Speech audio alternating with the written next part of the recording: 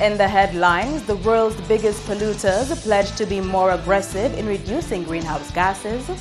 Countries want to strengthen their security as the Zika virus spreads. And Dominicans told to renew their efforts to protect the environment. I am Andrea Lee with the Channel 5 News. Details after this. We begin with COP21. The world's biggest climate polluters have given a commitment at the ongoing United Nations Climate Summit to cut greenhouse gas emissions to a lower level. Its home stretch as it's 2 days away to the end of climate change negotiations. Small island developing states are relying on a commitment by the US, China, Canada, and the European Union to adopt a more ambitious goal to limit global warming. These are the world's biggest climate polluters. The news coming out of COP21 conference in Paris as of Monday is that the US, China, Canada, and European Union have backed a stronger target endorsed by more vulnerable countries to limit warming from 2 degrees Celsius to 1.5. Health Minister Dr. Kenneth Daru is attending the Climate Change Summit. He told a session on Tuesday that a loss and damage fund is necessary in the fight against climate change. Dominica is cognizant that the technology exists to help solve the climate change dilemma. Small island leaders have demonstrated bold and decisive leadership that has convinced key parties and stakeholders that it is in our best and long-term interest to create low-carbon economies, benefit from less pollution, and thereby create a new economic sector that reduces poverty and increases employment. The establishment of a loss and damage fund can and should be part of a final resolution of COP21. Dominica is ready to fully engage with all parties with the view of finalizing a successful agreement here in Paris. Among the sessions that have taken place at the 2-week-long conference are bilateral meetings between CARICOM and China. CARICOM Secretary General Dominican Erwin LaRocque says the situation of small island developing states has been a hot debate at COP21. For us, one has to recognize the special circumstance of small island and low-lying coastal developing states. Since the most vulnerable of all of the countries. Many countries are vulnerable, but the science is showing, the IPC report has shown, others have shown that we are among those vulnerable in terms of climate change and the impact of climate change. And that is a significant issue for us. I mentioned before, loss and damage is another major significant issue for us. That again we keep pushing and we've made some progress on. The OECS Director General Dr. Didicus Jules, who addressed the session at the Paris event, said small island developing states feel alone as they struggle with the impact of climate change. And whether we belong to the multitudinous tribes of continents or the communal isolation of far-flung islands, we all enjoy equal entitlement to a geographic room of our own. When we demand 1.5 to stay alive, we are not simply championing a development cause. We are standing our ground against the rising waters of climatic catastrophe as proudly as this young girl in this painting. We are fighting for nothing less than our survival and our right to preserve and protect the corner of earth that we have inherited from our parents. That is our sacred responsibility to pass on to our children. So far, over 140 countries have submitted their climate change action plans to the United Nations in the run-up to a climate change agreement by the end of this week. Idona John Baptist, Channel 5 News. Meantime, an environmentalist is calling on Dominicans to stop dumping waste material in the environment. The Waitukubuli Ecological Foundation WEF recently staged a Climate Change Day to raise awareness about the need for proper waste disposal. Member of WEF Jessica Canham says they worked with various government and non-government organizations to collect plastic material to construct sculptures. She says the aim was that people could see the amount of waste lying around. So it's no longer okay to just throw your garbage in the river, throw it over a cliff, because it will come back to haunt us. All that garbage during the storm built up, it clogged drains, it made the flooding so much worse.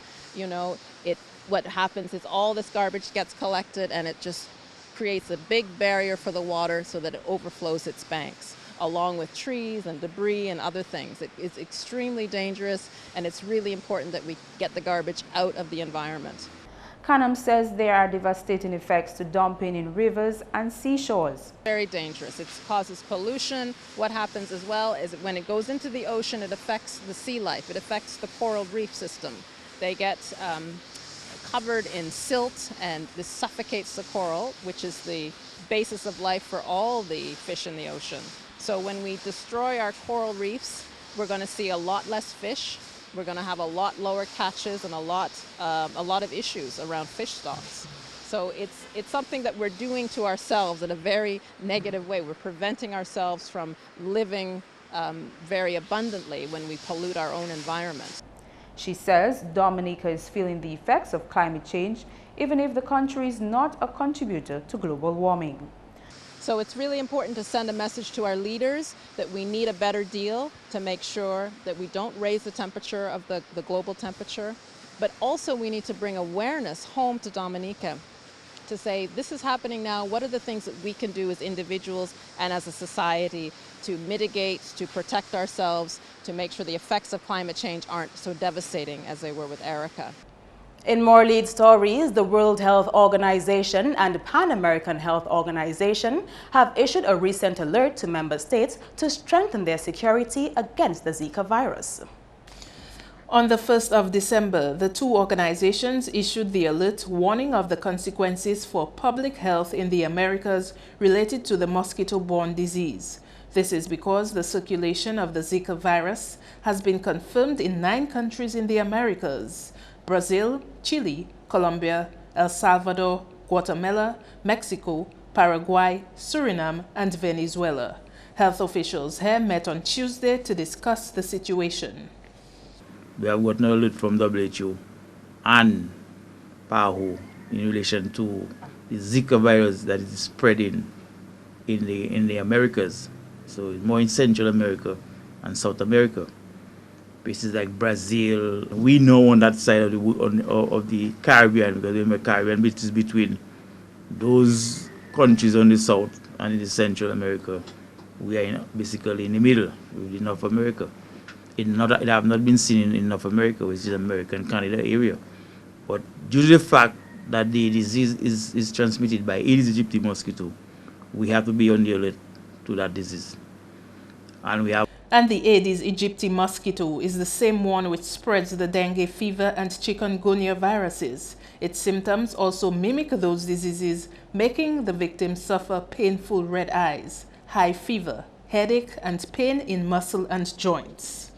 And we have also a susceptible population. That means we have never been exposed to that type of disease, and that means you have no resistance. Your immune to it is quite weak. To Dominicans, generally you have to take measures to prevent. First of all, we have to try to prevent the introduction of the disease into the country, and that will be done through our port health surveillance, because we have officers at the port that will be monitoring people that come in from those other countries, if they are to refer them to hospital or to doctors if they are sick. Scotland says the alert has made health authorities realize that they need to put their house in order. From the data I seen there, the districts that we have the highest incidence is in the Marigot Health District, Roseau Goodwill section, the Goodwill portions like the Roseau Goodwill District, which have from like areas like Fokole, Yampi, Starship, that zone. We see in the Roseau South also. Roseau South runs from that area down there is like from Newtown back to Scottsdale, right? So these are so on the ground. National Pest is doing their surveillance, doing the house to house, and treating anything. The first case of Zika in the Americas was detected in Chile in 2014. A case of Zika was also confirmed in Dominican Republic in June 2015. Idona John Baptist, Channel 5 News. Improved feeder roads is being seen as a direct link to greater availability of agricultural produce. General Manager of the Aid Bank made the observation when speaking at a panel discussion recently. Following the passage of Tropical Storm Erica, severe damage was caused to the country's road network. Total damage was estimated at $1.29 billion. The damage done to the country's roads and bridges amounted to $643.59 million, while agriculture, fisheries, and forestry suffered damage of $114.22 million.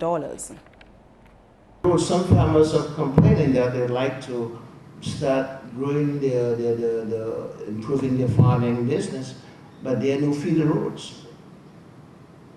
So we are hoping that the government and ourselves and the infrastructural spending will at least consider feeder roads as one in which not only can you produce these products and services, but you can get to the products and get to the market and bring back some level of activity.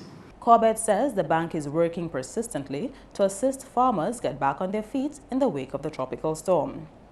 From a financial standpoint, what we are doing at the Aid Bank right now is to go out there and to obtain concessionary funding. The Caribbean Development Bank and the Caribbean Development Fund and some other agencies, we have approached them with the view of raising funds at concessionary rates so we can lend to these farmers so that they can find a cheap source of financing.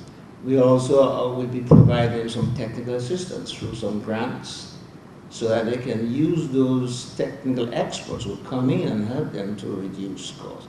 Another thing that we're doing is the energy efficiency. One of the biggest costs of production in anything right now is the cost of energy. If you look at the bottom line, for example, you'll find in your balance, in your income statement, a big expense that always appears there is energy costs. The panel discussion was held under the theme, Dominica and the Economics of Tropical Storm Erica, Understanding the Macroeconomic Impact of Disaster Relief on Economic Growth. Coming up on the Channel 5 News, a renewed call for teaching Creole in schools.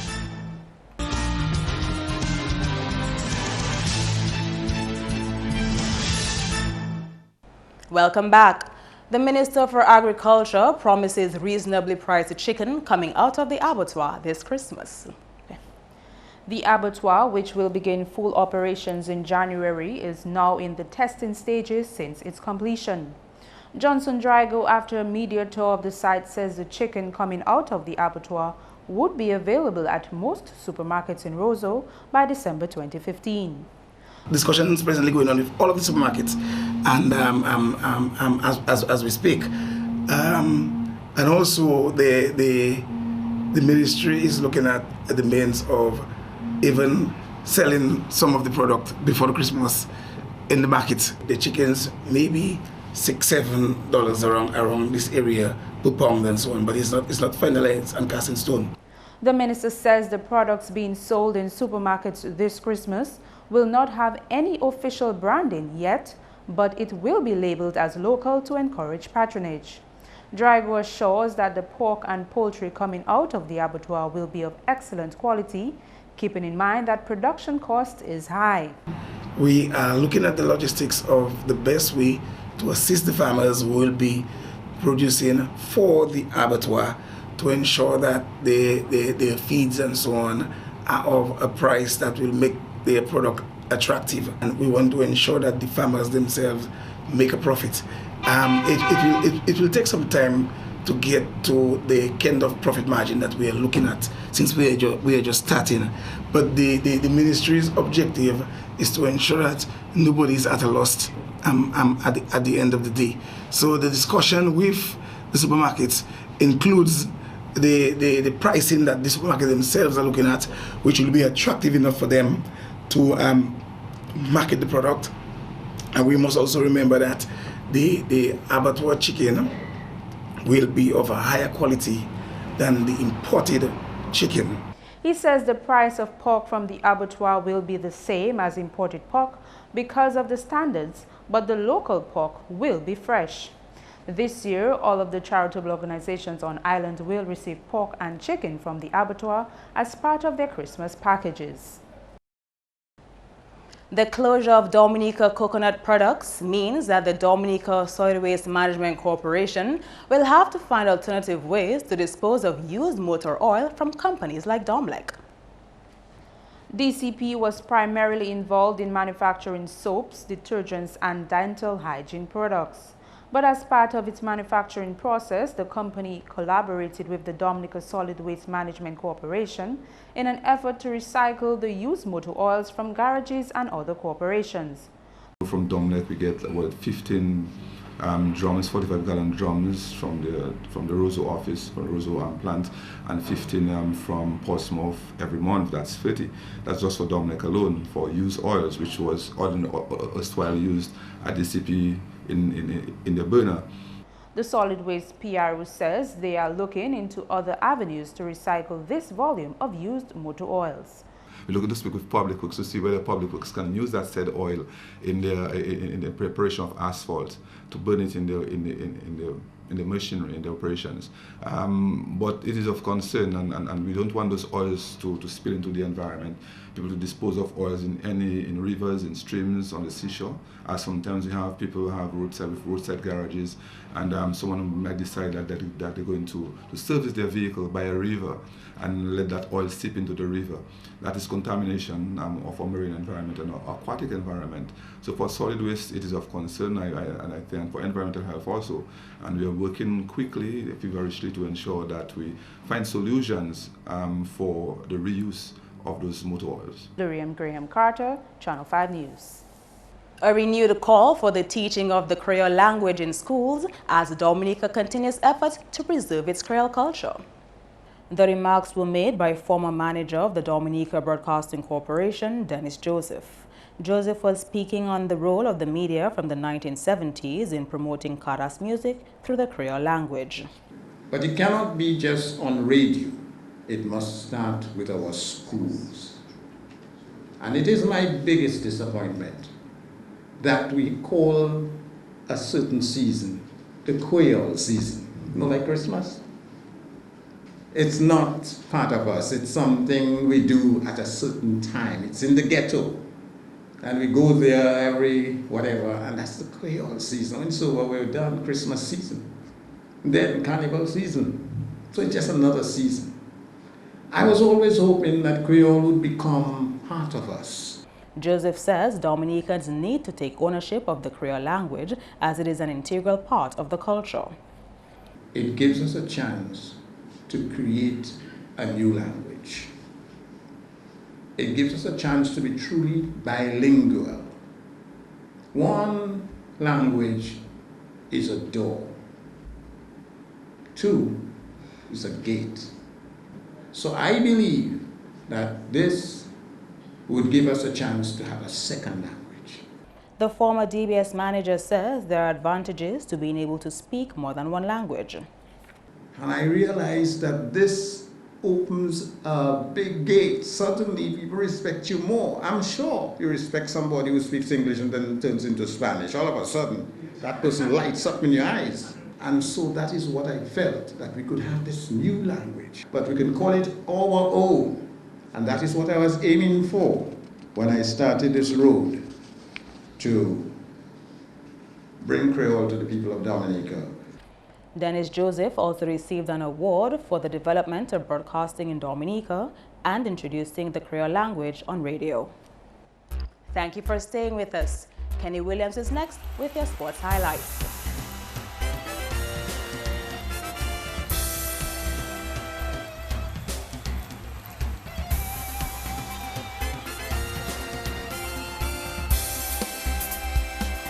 We kick off with football. The Dublin Poirier playing fields will see teams going head-to-head in Thursday's leg of the DFA Division 1 League. DFA PRO Gerald George has details. On Thursday, Exodus Young Boys will battle Starry and Son St. Joseph at 5 p.m. at the Dublin playing field, while in a doubleheader at the Poirier playing field, Petro Caribbean Point Michel comes up against Dasper Porters from 5 p.m. to be followed by Kinfield Football Club versus Gawley Dream Team at 7 p.m.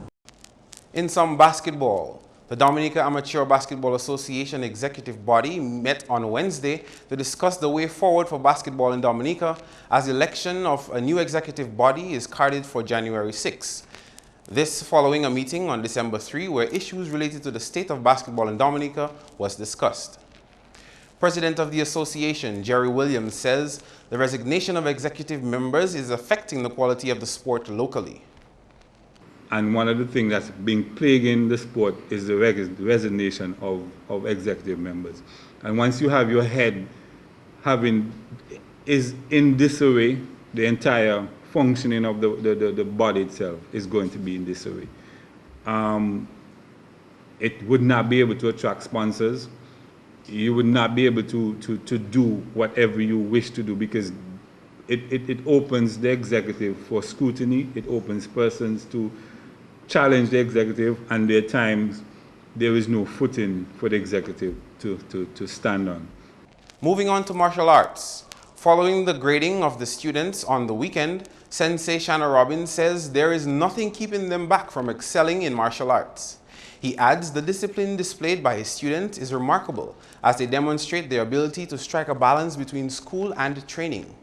Well, after this weekend, there is no holding back right now. In 6 months' time, the level of skills and the way the children has, the students have developed the dedication within that 6 months. I mean, I am amazed. I've never seen that level of enthusiasm, that level of motivation among my students. And the amazing thing about it is that they work with their school books because exam times. They work with their school book, and during the exam, when they had a little break, they would take out their book and study. So they're balancing this stuff with the martial arts. They're balancing the study with their schoolwork. Robbins says his aim is to have his students take part in the U.S. Open in July, where he participated a few years ago and performed well. I took part in that tournament a couple of years ago, where I came third in the world in fighting, fourth in the world in team fighting, and 9th in the world in kata demonstration. That was before we won the World Championship in 2010. And finally, Technical Director of the Dominica Boxing Association, Job Joseph, says there is a special bond between coach and athlete that should not be severed, especially during a competition, since doing so would affect the performance of the boxer. His comments following a team of boxers who went to Guyana recently to compete against other Caribbean islands and lost. The boxers were Charles Leatham, James E. Greenaway, and Simon Joseph. There is a bond between a coach and a boxer, and it's an emotional thing. It's deeper than just a coach, right? And they told me in the meeting that any coach can go with any boxer. If everyone can box, he can get any coach. I disagree. If you watch boxing over the television, you see great boxers who are coaches. And when the coaches left them, you can go back and see the results while the coaches was with them and after the coaches left, and you can see what happened. So I don't think any coach, because there are some things I would know about that boxer that no other coach would know, no matter how good he is, even though he's better than me 100 times. Because we have a bond between us. I am going to talk to him, I'll know what to do, and he'll know what to do. Job says in any sport, the focus should be on the athlete and not the executive nor coach, since without athletes, there would be no need for them. He adds that local boxers do not get the recognition they deserve and believes the association is not being effective in its role. This statement after Charles Leatham did not get the recognition he deserved earlier this year for allegedly having the fastest knockout of 4 seconds at the Creole Games in Martinique, half the time recorded by Mike Tyson. That's all the time we have for sports. I am Kenny Williams. Join us again next time.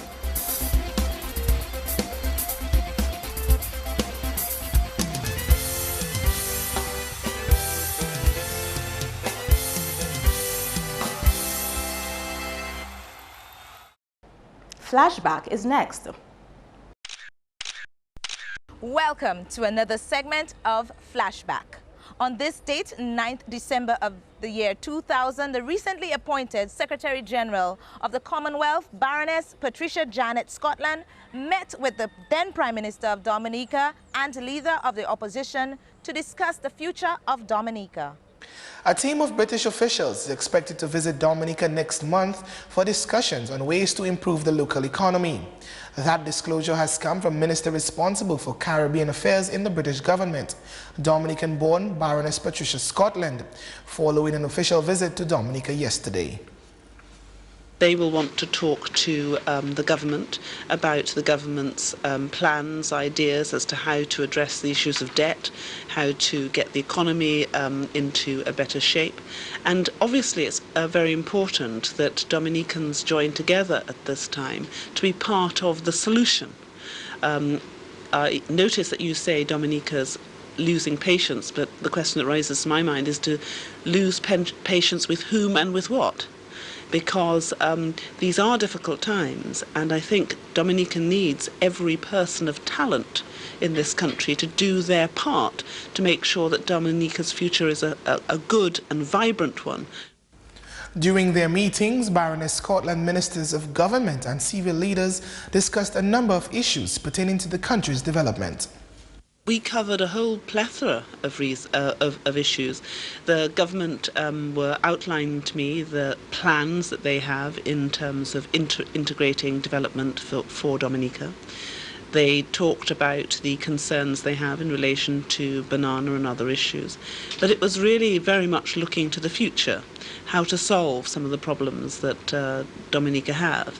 Both the leader of the opposition and the Prime Minister were giving me a clear outline of the issues that they thought were of importance. We talked about airports, we talked about tourism, what's happening in terms of the business field, inward investment. There was a very broad, wide-ranging discussion about all the issues which most press upon Dominica today.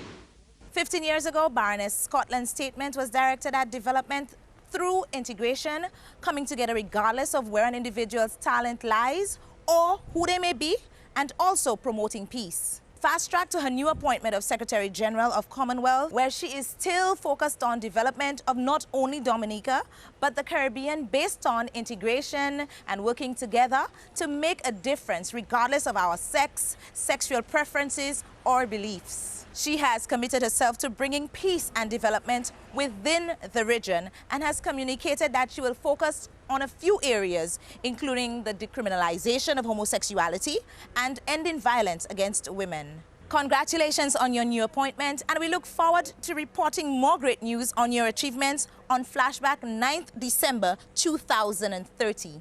I am Janik Delmar Samuel. Join us next week for another segment of Flashback. Scattered showers expected over the next 24 hours. Your weather report is next. Hello, good evening. Welcome to tonight's weather broadcast. I will be your presenter for this evening, Farah Rock Korea.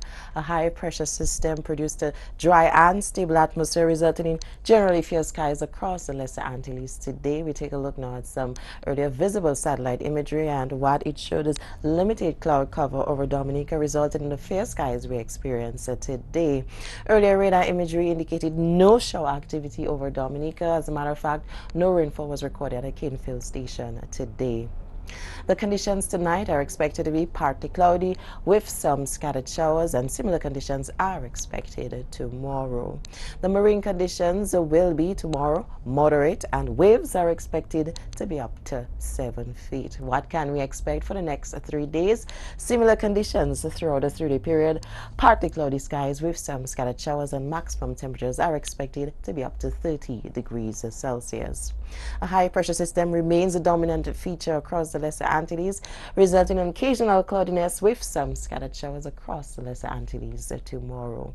The international city forecast: clear skies are expected over New York and Beijing, and some partly cloudy conditions with some scattered showers expected in Miami, London, and Caracas. Sun will rise tomorrow at 6:21 a.m. and will set at 5:35 p.m. For more information, you could always visit our website at weather.gov.dm or call the weather hotline at 447-5555. Join us tomorrow evening for our next weather broadcast. Thank you.